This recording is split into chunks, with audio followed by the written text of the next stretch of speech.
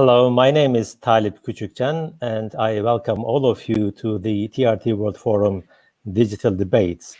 This session's title is The Libyan Conflict, Political Divisions and Foreign Interference. Today, we have a very experienced guest, a politician, an intellectual, and a diplomat. I would like to welcome Dr. Guma El-Gamaty to our digital debate.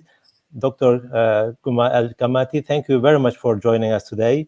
Let me introduce you to our audience before we start our discussion. Guma El-Gamaty is the head of the Taghyeer party in Libya. He is a special envoy of Libya's internationally recognized Government of National Accord for Prime Minister Fayez El-Sarraj to Maghreb countries, so he covers a number of countries. Also, he is a member of the UN-backed Libyan political dialogue process, so he is a well-experienced diplomat in that sense. He holds a PhD degree in political science from Westminster University, and previously El-Gamaty was the UK coordinator for National Transitional Council in Libya. I think he is the right person. Again, I welcome you to our program today, to the digital debates of TRT World Forum. Dr. Guma, I would like to start with a general question. That is, what is the strategic importance of Libya for other countries in the region, as well as for states who have actively intervened in the conflict? First of all, thank you very much, Talib, for inviting me. Thank you very much to TRT World Forum, and good evening to everybody who is watching or listening to us. It's my pleasure to be with you and share with you some very helpful and useful ideas about Libya and the Libya conflict, as Libya is very much in the news over the last few years. I think it's good to start with the importance of Libya and why there's so much interference and there's so many countries who are interested in Libya, who are one way or another involved in Libya, either positively or negatively, who are either fueling the conflict in Libya or who are trying very hard to stabilize Libya and make sure that it's a country that is living with stability, peace, and can be conducive to regional and world peace as well. I think the importance of Libya has, or the strategic importance of Libya has many aspects. First of all, let's talk about geography. The location of Libya is very strategic. It is in North Africa. It is on the southern shores of the Mediterranean. Libya is a vast country. It has a huge area of 1,760,000 square kilometers. It is very close to southern Europe, on the other side of the Mediterranean, on the northern shores of the Mediterranean Sea. And it's also an important bridge between the east and the west of the Arab world, the eastern part and the Maghreb part. It's also a very important gate into Africa. So the location and the geography is very strategic, is very important. It's a location that is can allow Libya to play a crucial part in the geopolitics of the whole region, not just the Arab world, not just the Middle East and North Africa, but also in the Mediterranean basin and also in Africa as well. It can almost be a focal point for the east and west of the Arab world, for the north and the south, for Europe and Africa. So in Dr. that sense, Dr. Yes. Guma, can I intervene, because you touched upon a very important issue, especially when it comes to the security of Europe today, and also the immigration issue. Libya seems to be one of the key, I think, locations in terms of security and migration. Can you a little bit, explore these issues as far as the importance of Libya is concerned?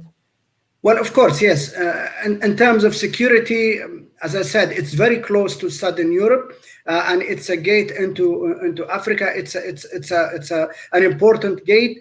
It can impact the security of Europe and the security of the Middle East and North Africa directly, whether it is stable or unstable. Obviously, unstable Libya with lots of violence and lots of extremist groups like we have seen in the last few years, including terrorist groups like Daesh and Al-Qaeda and others, who, if they are active in Libya, they can directly threaten Southern Europe, they can threaten Middle East, North Africa, they can threaten deep sub-Saharan Africa, and so on. So that's in terms of security. In terms of immigration, for example, Libya is found by millions of potential migrants who come from all over the world, but mostly from sub-Saharan Africa. They find Libya as the shortest route to get to Europe, and that's why they use Libya, and they come up to the northern shores of Libya, and then they try to cross the Mediterranean from there. However, it's important to remind everybody and to stress that Libya, for migration or immigration to Europe,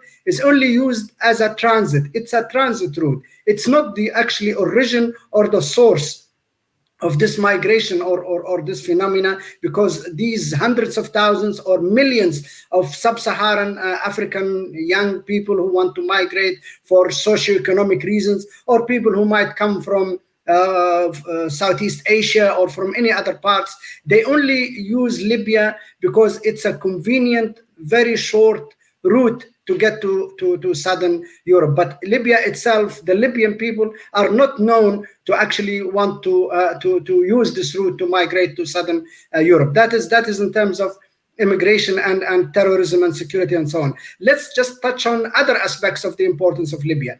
Libya is a very rich country in terms of natural resources. It has the highest oil reserves in Africa, some 49 billion barrels.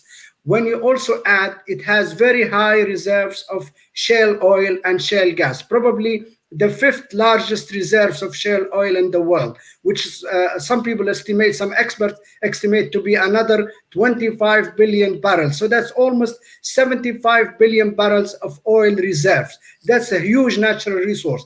Gas is also, gas reserves are also huge. Libya and Algeria in North Africa have huge reserves of gas, and gas is very important for energy and for the geopolitics of energy as well, because gas is important for Europe, and we know about the Russian gas, and we know about that there is actually a pipe from Libya under the Mediterranean that goes all the way to Italy that actually conveys gas to Italy from Libya. There's also another pipe from Algeria to Spain. So gas is very important, energy is very important, and it very much is at the heart of the conflict normally. This Libya also is important because as it is extremely rich in terms of natural resources, and I only talked about oil and gas, we can also talk about huge reserves which untapped yet of gold, of other minerals, of uranium, of iron ores, and so many other minerals. So when you add all that,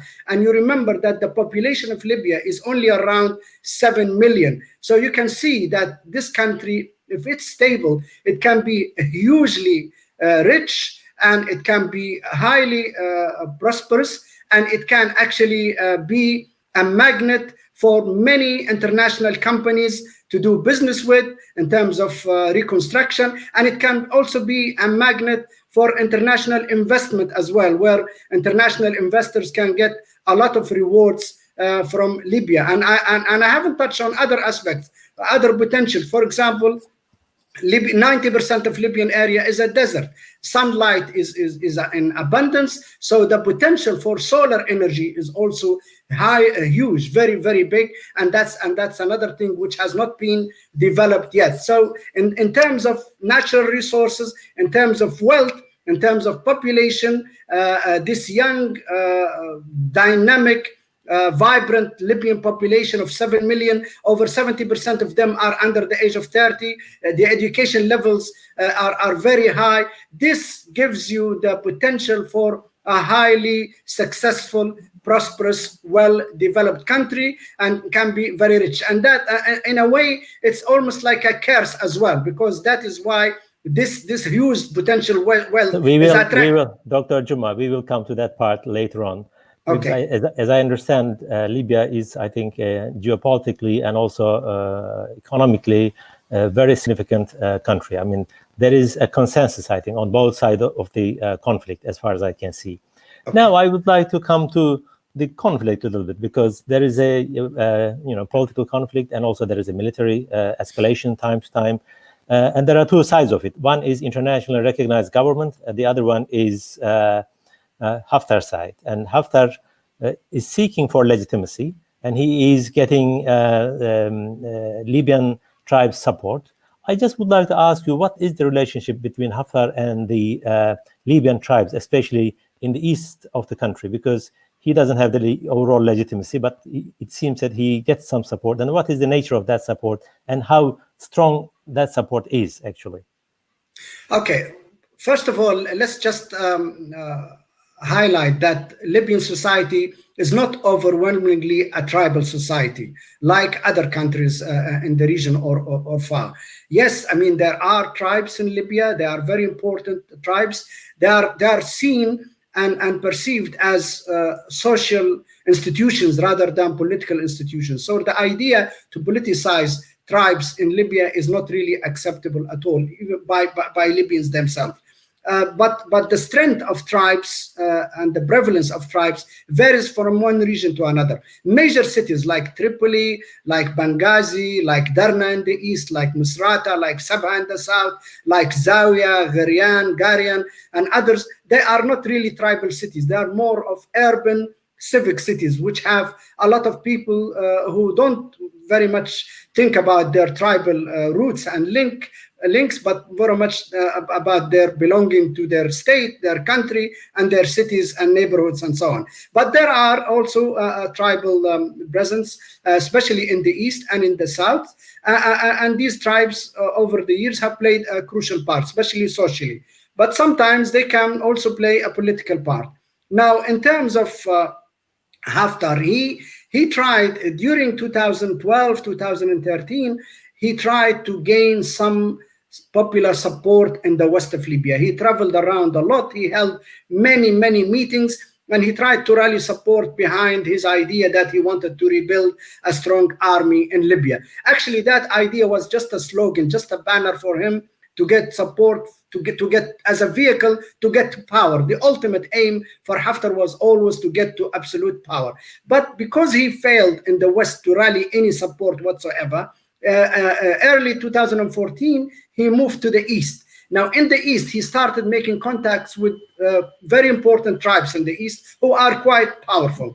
We can name some of them, but anyway, but there are at least 6 or 7 or 10 tribes who are quite important and influential.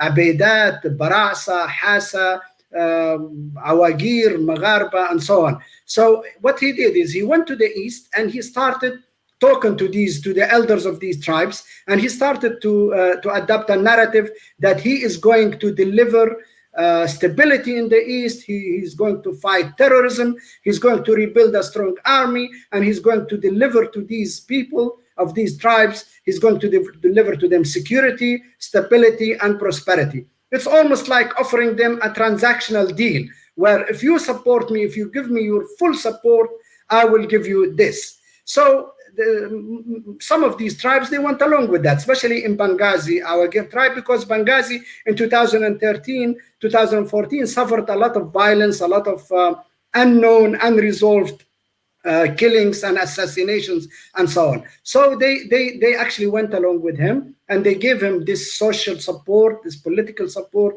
and also gave him, more importantly, a lot of volunteers from their own sons to actually join Haftar and to fight with him. So this was the, if you like, the transaction. However, now 6 years on, Haftar, first of all, failed to stabilize Benghazi very quickly. It took him more than 4 years to take control of the city, which is the second largest city in Libya, a very important city, Benghazi. But it took him 4 years to take control of it after he destroyed almost half of the city, and after about 250,000 of its inhabitants were displaced. They had to run away to the west, to Tripoli, to Misrata, and other parts. And then so this was 2018 now we're talking about. And then actually, even after he took control of Benghazi, he hasn't really delivered that security and stability and prosperity he promised these tribes. What he has achieved is that he caused hundreds and thousands, literally thousands and thousands of young men, especially from the east of Libya, to die for the campaign that Haftar was leading. Dr.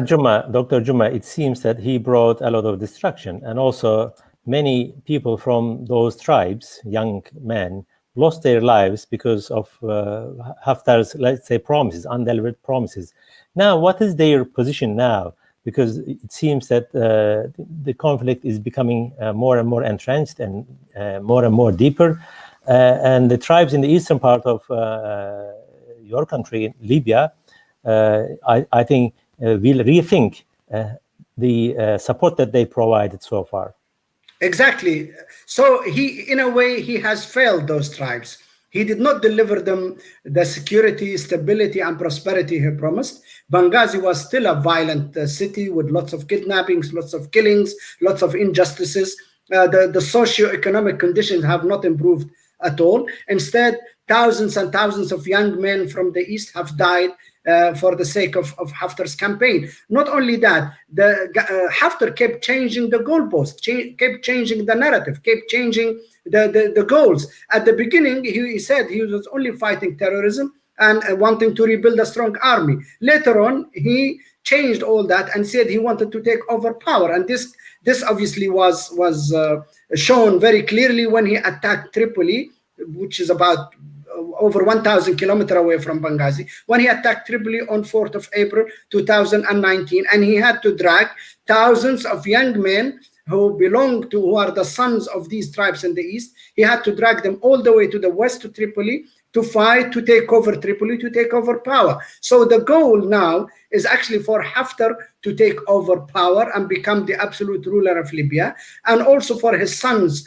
to enjoy this power with him. And the people in the east have already seen over the last 6 years how Haftar's sons, who most of them were given high military ranks, were actually exhibiting and exercising wide-ranging powers, helping themselves to a lot of wealth, stealing money from banks, and involved in extortion and so on. So this is not exactly the ideal model which Haftar promised these people. It turned out to be a very harsh, nasty arrangement where Haftar and his sons and his cronies and his close tribal members or relatives were taken over power and helping themselves and accessing a lot of wealth and a lot of properties and a lot of money for themselves, not for the people of the east. So this is now all become very apparent, and this is now very clearly made the tribes of the east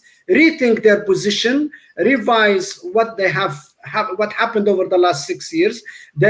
Going back about the support they give Haftar, it has not actually, the promises he has given them have not materialized. So we can say now that these tribes are very agitated with him, very unhappy. They have made a lot of sacrifices. They lost probably over 15,000 to 20,000 of their sons, and nothing and no return whatsoever in terms of stability, security, and prosperity. And I think those tribes, with time, have already started to move away from Haftar, turn against him, turn against his sons, and this is, I think, is going to contribute, eventually is going to contribute to the demise of Haftar and to pushing him out of the scene altogether, simply because he tricked these people in turn for their support, and he did not live to his promises, and he was never genuine about things like security and prosperity. He was always about the power game, the hunger for him to take over absolute power in Libya.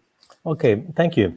That was a very detailed, actually, description and analysis of the nature of the relationship between Haftar and the tribes in the eastern part of the country. Now, that brings us to the, let's say, fighting on the ground or the military competition.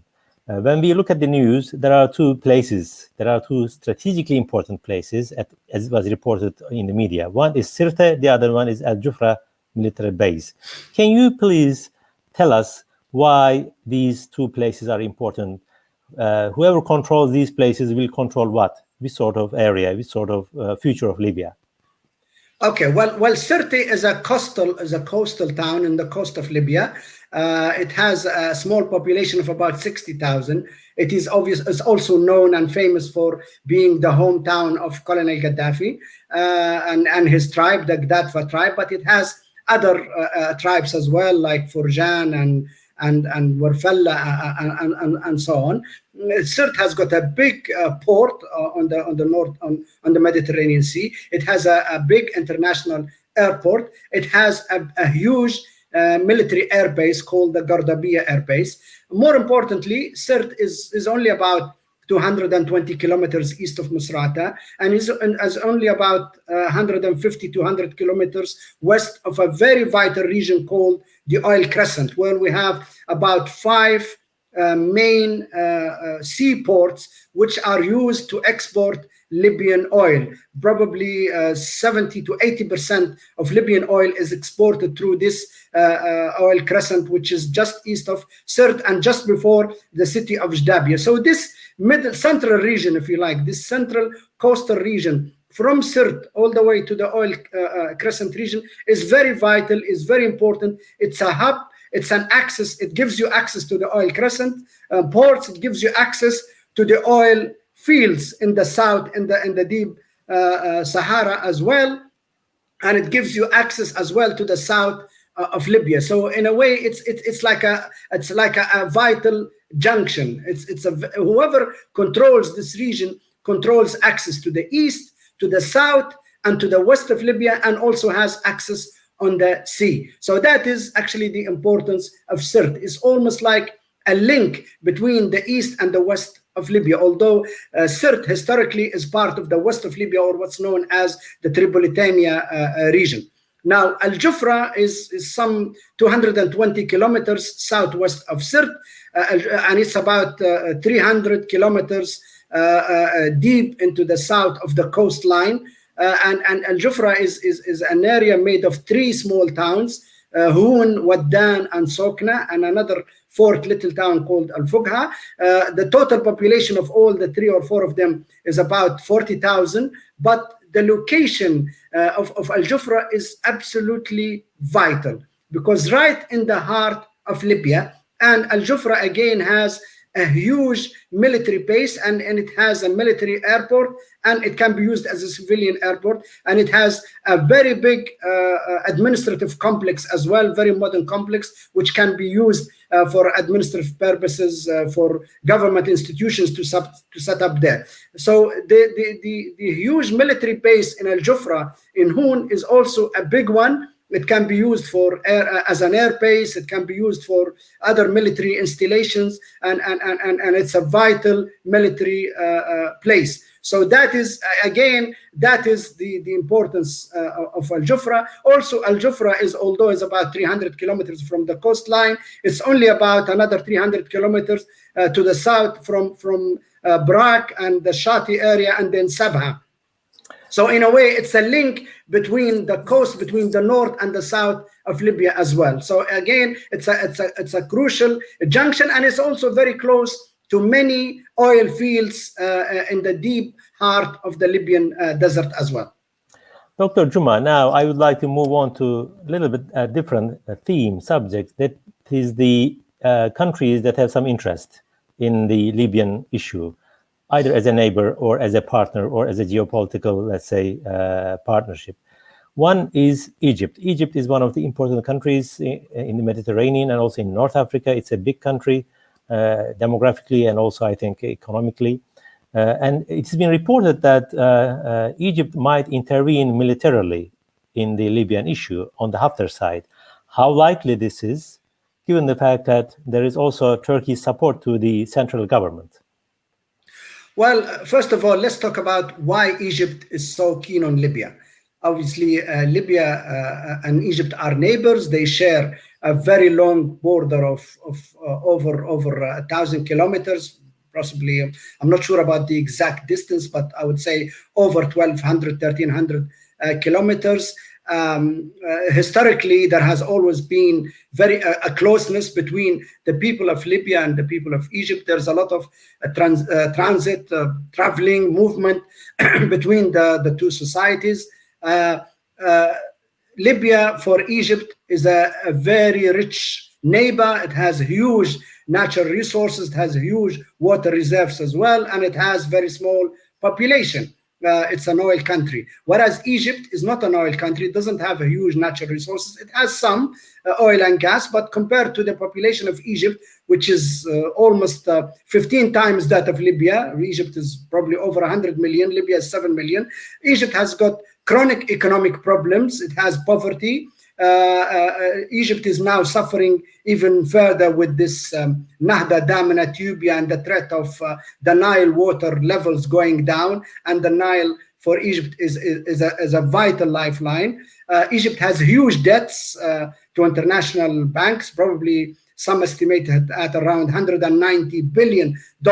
So you think of all that, and think of this neighbor Libya, which with a very small population of 7 million, with the huge natural resources, with the huge reserves, with no debts whatsoever. So obviously Egypt is going to be attracted by this very wealthy neighbor. Now, historically, over the last 70 years, Libya has attracted many Egyptian workers, probably around 2 million to 3 million at a time, skilled and unskilled labor. And this has been as a vital source of income and hard currency for the Egyptian population. If you think about 2 million Egyptians working regularly in Libya, and each one of them has a family of 4, then that is 10 million Egyptians living. And I mean, their source of income is going to come from Libya. So that's a huge economic support.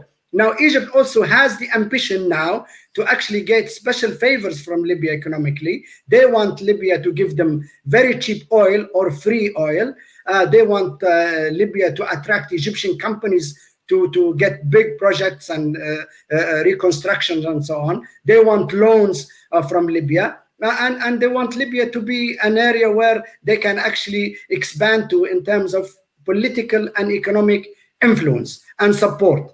So in a way, there are ambitions, very big ambitions from the Egyptian side, political, economic, and possibly security concerns as well. But those ambitions are not all fair ambitions, because it's one thing to have good economic relationship with Libya and benefit from the prosperity of Libya and wealth of Libya. And it's another thing to say that we want free Libyan oil, for example. That's obviously that wouldn't be acceptable. That doesn't sound like a fair relationship.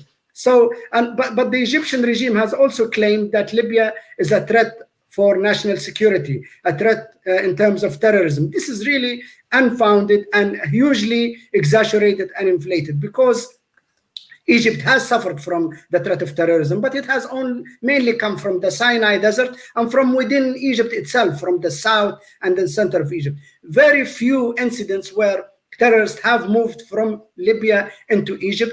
Very few incidents where arms have moved from Libya into Egypt in the last few years, simply because Libya is unstable and the borderline has not been well protected. But if Libya is stable and the border lines are well protected, there should be no security threat from Libya to Egypt whatsoever. So this national security threat is hugely exaggerated and is used by the Egyptian regime as a premise and as an excuse to really get to interfere directly and fairly. Another thing, very briefly, is in 2016, Sirte, for example, was taken over by ISIS, by Daesh, for almost 2 years. This was the biggest presence of ISIS or Daesh outside Syria and Iraq. It was in Sirte. They actually arrested 15 Egyptian citizens and they killed them. Now, in 2016, the Egyptian regime has never come out and said Sirte is a red line, is the biggest threat to national security in Egypt. And it was the GNA who actually totally eliminated the threat of ISIS in Sirte, and they took Daesh and they fought a very brave war through Dr. the forces. Dr. Guma, yes, I think you have really well explained the interests and ambitions of Egypt, and they try to justify this sort of thinking on several grounds, as you have described. But my question is, again, how likely is it that the Egyptians can militarily intervene? Because when you compare Libya and Egypt on different grounds, militarily, Egypt is very powerful. Egypt has a big army and gets support from the United States and from other countries maybe. Do you think that Egypt will move into Libya militarily? Not because of the justifications that they failed to show, but because of the power and the might of the army. Well, okay. Please allow me to just finish the point, to link it to what I was trying to say.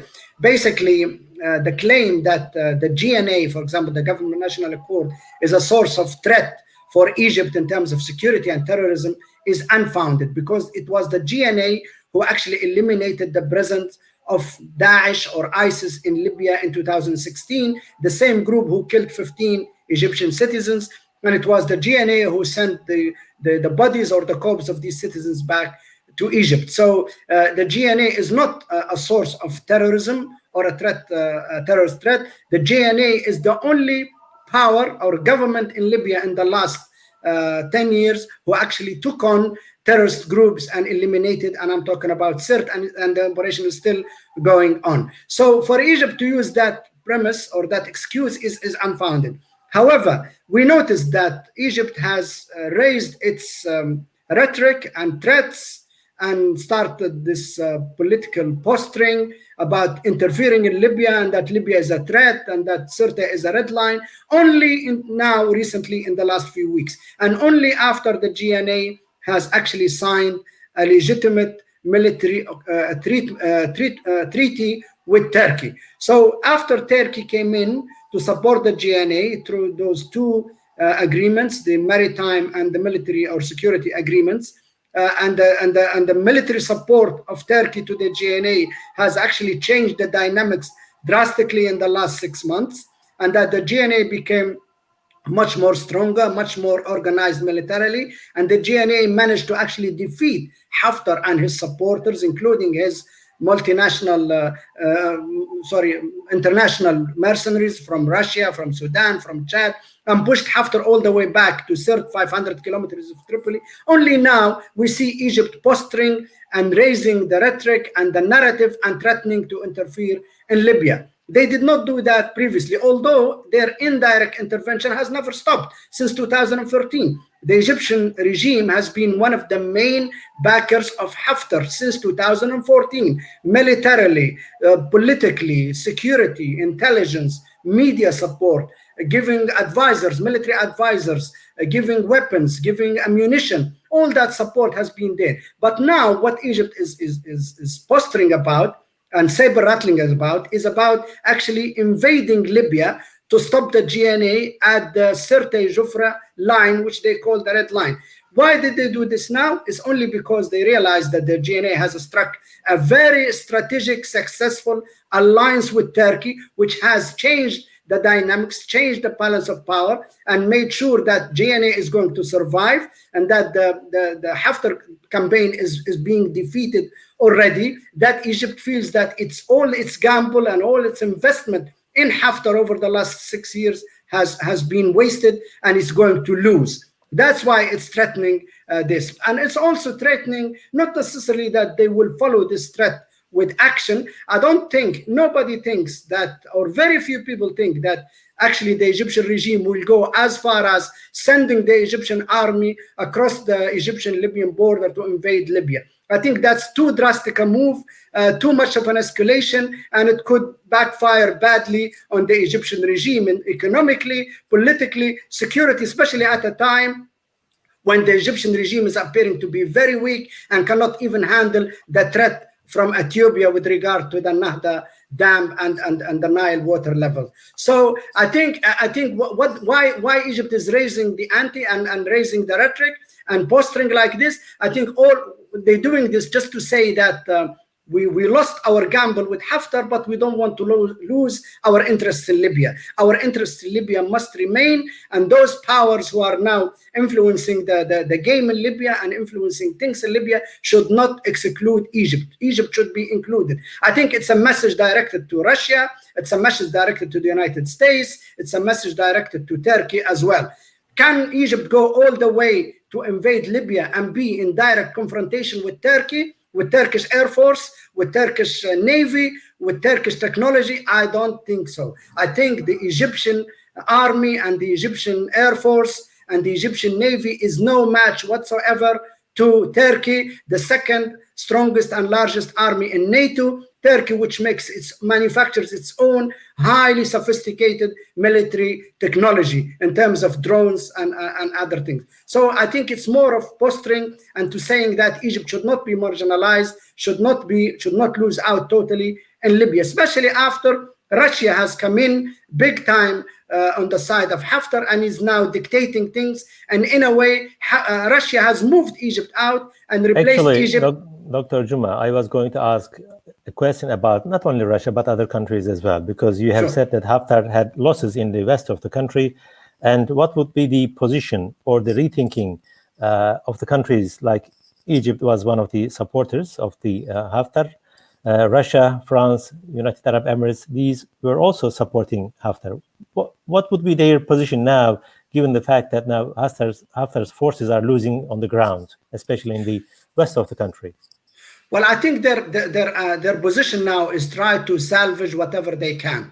The original goal of Haftar taking over power, taking over Tripoli and controlling all of Libya with its wealth and resources, so that then the backers of Haftar like Russia, France, Egypt and the Emiratis can enjoy all the benefits and all the interests and all the wealth of Libya through Haftar. That model, that gamble, I think has failed totally now. So what they're trying to do now is to salvage whatever they can. So Russia has come in a big way militarily through the Wagner mercenaries, probably 2,000 of them or more. They are also bringing in thousands and thousands of mercenaries from Syria. They are entrenching their positions around Sirte and Al-Jufra and the Oil Crescent. And what Russia is saying that if you want to resolve the Libyan conflict, you have to negotiate with us. And if you negotiate with us, we have certain claims and certain demands and certain interests that need to be met. Russian interests vary from at least some economic interests, which are well known, into the energy sector, some old debts and some new ambitions for new contracts, and all the way to the maximum interest that they could gain is to have a permanent military presence in Libya, which would be hugely strategic for Russia, because Russia only had military presence in Syria for tens of years around the Mediterranean basin. To have a military presence in Libya, that will directly threaten Southern Europe and will make Russia much more influential and stronger against Europe and the NATO group. But I don't think NATO and the United States and other countries will allow Russia to have this military presence in Libya. So that's in terms of Russia. France. Now, Dr. Guma, we have got only 2 minutes. Maybe we can leave the other countries to another discussion, because the last question is important as far as the future prospects are concerned. As things are today, you know the equation. What are the prospects for the comprehensive political solution to the conflict? Is there a possibility, or is it just a dream to have a political solution in the country? Absolutely. Of course, there is a possibility. Once the dynamics change, once the balance of power change, once the military conflict comes to an end, once the biggest obstacle to Libya's stability, which is Haftar in the last 6 years, is removed from the scene, from the equation, there's every possibility that Libyans can come together and sit around the table, have a dialogue, achieve an accord, and achieve national reconciliation and a comprehensive political agreement, which will lead to stability, to elections, to a new constitution, and to a fair arrangement of sharing power and wealth. I think but this is conditional on few things. The GNA must impose its sovereignty over Sirte and Al-Jufra. The oil blockade of exporting Libyan oil must be lifted, and there are talks about that already, because oil revenues are a lifeline for the Libyan population who rely totally on oil.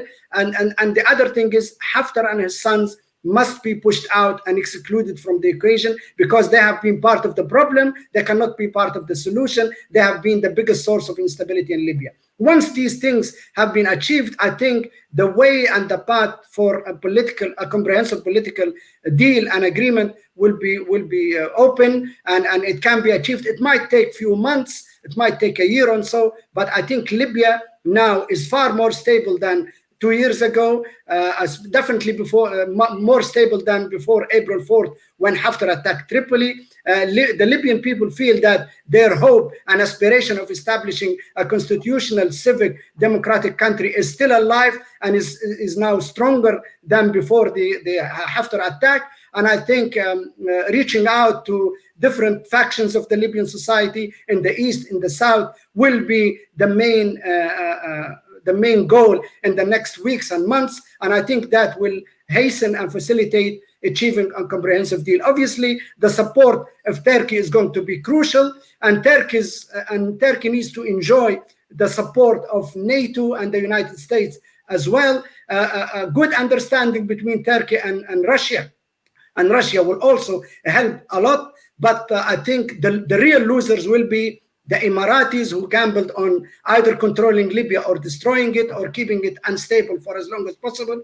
And the Egyptian regime and Egypt still has a chance to actually reach out to the GNA and to other forces in Libya who were against Haftar. And if it does that, it can still secure its just and realistic interest in Libya, but they have to be just and realistic based on mutual interest and not just one side interest over the other. So Egypt can still gain and be part of a regional and global solution and accord between the various forces who are influencing the Libyan conflict at the moment. Thank you very much, Dr. Guma. Thank you for joining to digital debates organized by TRT World Forum. And thank you very much for your really sound analysis and the optimistic note that you have ended. Thank you. Thank you very much. Today, we have completed our session. Hopefully, we will meet on another session on the digital debates by TRT World Forum. Thank you very much. Goodbye. Thank you. Goodbye.